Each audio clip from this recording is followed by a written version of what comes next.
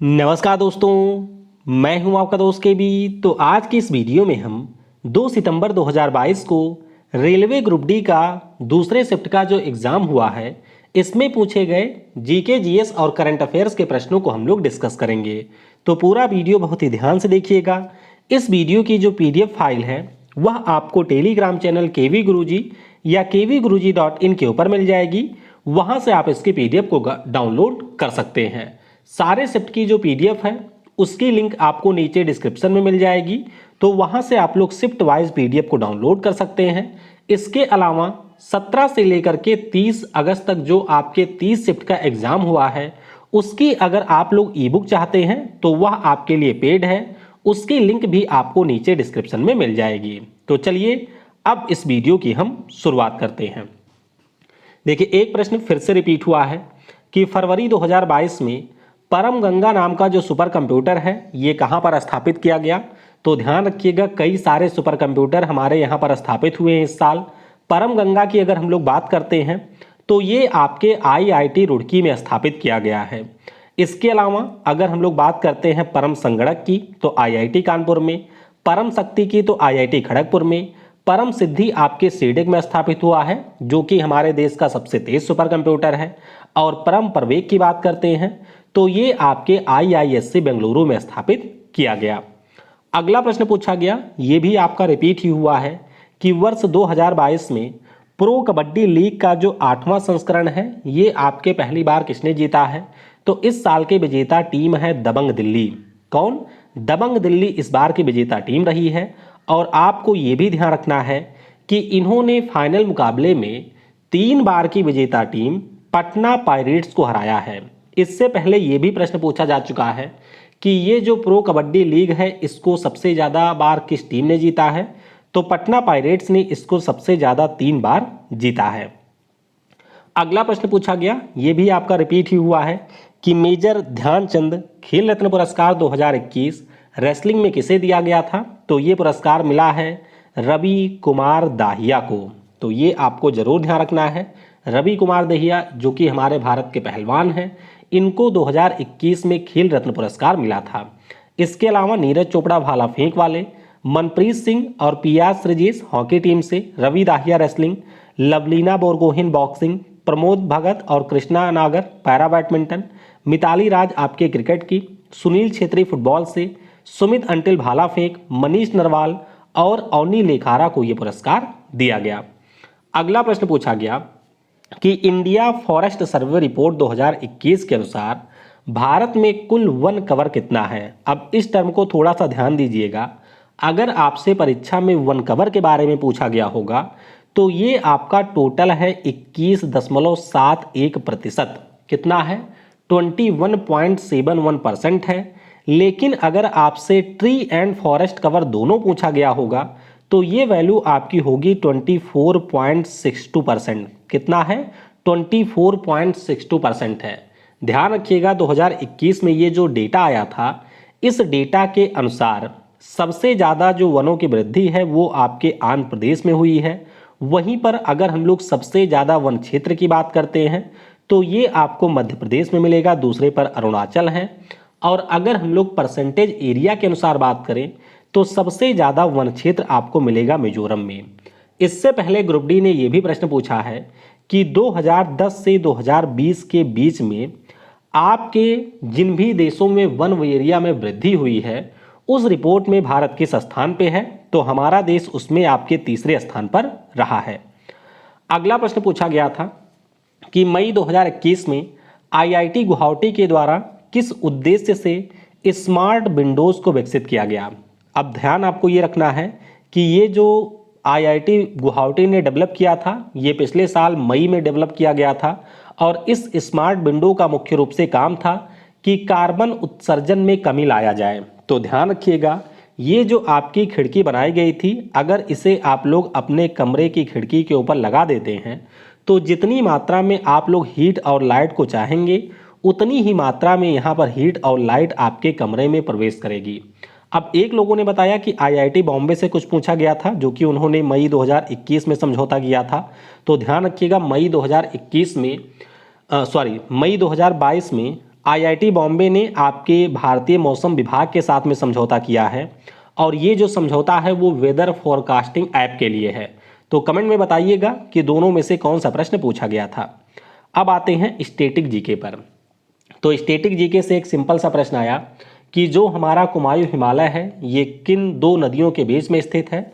तो ध्यान रखिएगा, एक नदी का नाम है काली और दूसरी नदी का नाम है यहाँ पर सतलज। तो ऐसे सतलज जाती है, ऐसे काली है और यहाँ पर आपको कुमायूं हिमालय देखने को मिलेगा।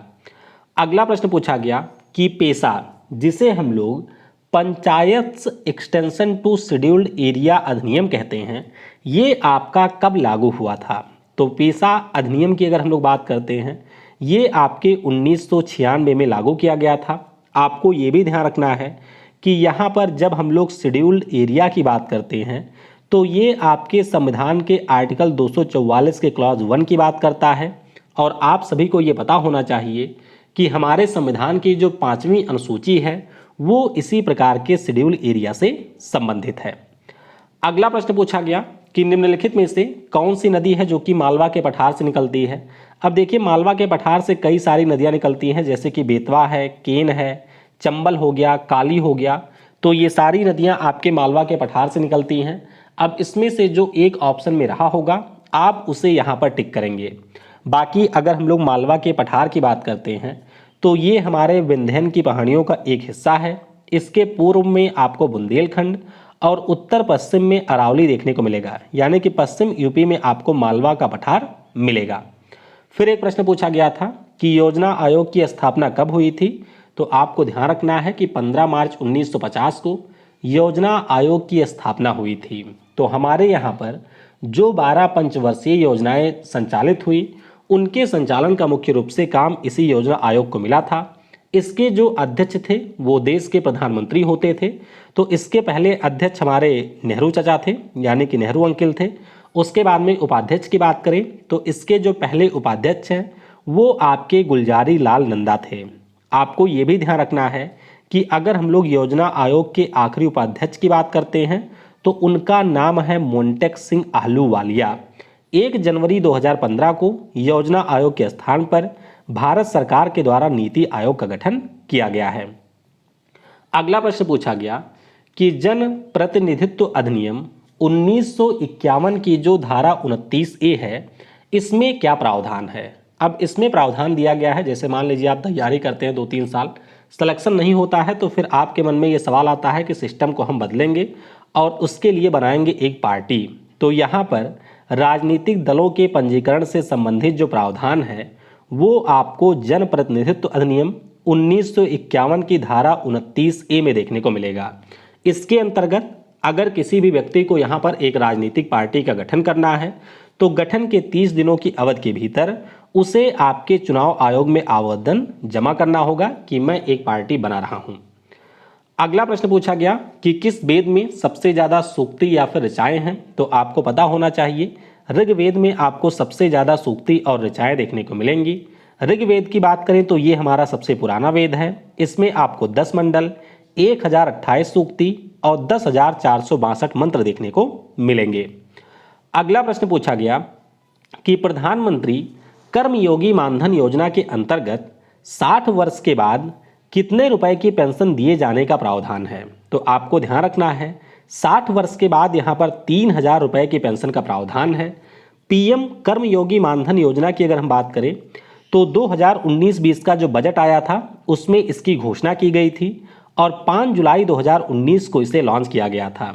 तो इसके लिए कुछ क्राइटेरिया है, यानी कि जो भी हमारे देश के व्यापारी हैं जिनका वार्षिक टर्नओवर 1.5 करोड़ से कम है, ऐसे व्यापारियों को यहाँ पर 3,000 रुपए की मासिक पेंशन दी जाएगी जब वह 60 वर्ष की आयु पूरी कर चुके होंगे। इस योजना में आवेदन के लिए जो आयु एज है वो आपके 18 से 40 वर्ष रखी गई है। अगला प्रश्न पूछा गया कि भारत में पंचायती राज अधिनियम किस वर्ष आया था। तो अगर वही पंचायती राज वाला होगा तो 1992 में ये आया था। आप सभी को पता होना चाहिए कि पंचायती राज व्यवस्था जो है वो 73वें संविधान संशोधन के जरिए हमारे संविधान में जोड़ी गई थी और ये आपका लागू हुआ था 24 अप्रैल 1993 को। इसके अंतर्गत आपके संविधान में एक नया भाग 9 को जोड़ा गया था, एक नई अनुसूची 11 को जोड़ा गया था और टोटल 16 अनुच्छेद 243 से 243 ओ को भी जोड़ा गया था। फिर एक प्रश्न पूछा गया सिंपल सा कि महात्मा गांधी जी के द्वारा जो हरिजन सेवक संघ है इसकी स्थापना कब की गई थी? तो इसकी स्थापना गांधी जी ने 30 सितंबर 1932 को किया था। कब? 30 सितंबर 1932 को एक अखिल भारतीय संगठन के रूप में गांधी जी ने हरिजन सेवक संघ की स्थापना की थी। अगला प्रश्न पूछा गया कि केंद्र सरकार के द्वारा इंदिरा गांधी राष्ट्रीय पेंशन योजना के अंतर्गत कितने रुपए की पेंशन दी जाती है? कमेंट में मुझे बताइएगा, क्या ये दोनों पेंशन वाली योजनाएं आई थी? तो इंदिरा गांधी राष्ट्रीय पेंशन योजना की बात करें तो अलग अलग राज्यों में इसके अंतर्गत 600 से 1000 रुपए की पेंशन दी जाती है।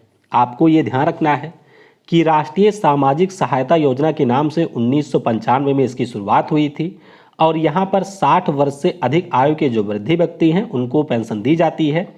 ये आपको ध्यान रखना है। अगला प्रश्न पूछा गया कि नोंगक्रेम नृत्य महोत्सव किस राज्य में मनाया जाता है? तो ये जो महोत्सव है वो आपके मेघालय राज्य में मनाया जाता है। ध्यान रखिएगा कि यह एक वार्षिक त्यौहार है और मेघालय की जो खासी जनजाति है उसके द्वारा इस त्यौहार को मनाया जाता है। अगला प्रश्न पूछा गया कि मिल्क ऑफ मैग्नीशिया का जो पीएच मान है वो कितना होता है? आपको ये भी ध्यान रखना है, जब हम लोग पीएच की बात करते हैं तो किसी भी सॉल्यूशन में जो हमारे हाइड्रोजन आयन की सांद्रता है हम लोग उसकी बात कर रहे होते हैं। और आपको ये भी ध्यान रखना है, जर्मन भाषा में पी का मतलब होता है पोटेंज। तो मिल्क ऑफ मैग्नीशिया की बात करें तो इसका पीएच मान होता है 11।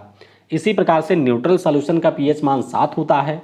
हाईली एसिडिक की बात करते हैं तो उसका पीएच आपके 1-2 के आसपास होता है। हाईली बेसिक की बात करें तो 14 के आसपास होता है। ब्लड की अगर हम लोग बात करते हैं तो 7.4 होता है। आंसू का भी 7.4 होता है। नींबू के रस का 2.4 होता है। तो ये कुछ पीएच वैल्यू हैं जिनके बारे में आपको ध्यान रखना है। अगला प्रश्न पूछा गया कि फेरस क्लोराइड की जिंक से अपक्रिया पर क्या उत्पाद बनेगा? तो फेरस क्लोराइड जब आपके जिंक के साथ में अपक्रिया करेगा तो ये जिंक को प्रतिस्थापित कर देगा और यहाँ पर जिंक क्लोराइड का निर्माण होगा। क्योंकि आप सभी को ये पता होना चाहिए कि जब हम लोग रिएक्टिविटी टेबल की बात करते हैं तो उसमें जिंक का जो स्थान है वो आयरन के ऊपर आता है और इसीलिए यहाँ पर ये जब जिंक के साथ में अपक्रिया करता है तो आपके Fe को प्रतिस्थापित कर देता है Cl के स्थान पर। अगला प्रश्न पूछा गया कि द्विविस्थापन अपक्रिया किसे कहते हैं? तो डबल डिस्प्लेसमेंट रिएक्शन के बारे में पूछा गया था कि इस अपक्रिया में होता क्या है। शायद अपक्रिया आपको नहीं दी गई थी, आपसे अपक्रिया में होता क्या है ये पूछा गया था। तो ध्यान रखिएगा, मान लीजिए हमारे पास में 2 आयनिक कंपाउंड हैं, ये दोनों आपस में रिएक्शन करते हैं। आयनिक है यानी कि इसमें से एक पॉजिटिव एक निगेटिव, इसमें भी एक पॉजिटिव एक निगेटिव होगा। रिएक्शन होगा तो ये वाला पॉजिटिव इसके निगेटिव के साथ और ये पॉजिटिव इस निगेटिव के साथ चला जाएगा और इस प्रकार से जो यहाँ पर प्रतिस्थापन होता है उसी को हम लोग द्विविस्थापन अपक्रिया के नाम से जानते हैं।